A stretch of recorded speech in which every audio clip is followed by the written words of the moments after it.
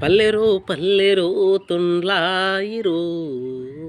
పరవశించే మన ఊరు పంట చేలతో వీధి గుమ్మాలకు విడదీయని కుంకుమ ప్రతి ఆడ పిల్లను దిద్దిన సింధూరమా మమ మమ మామ మమ మామ ఇదే మన తొండ్లాయిమా పాఠశాల రూపు చూడు పరవశించెరు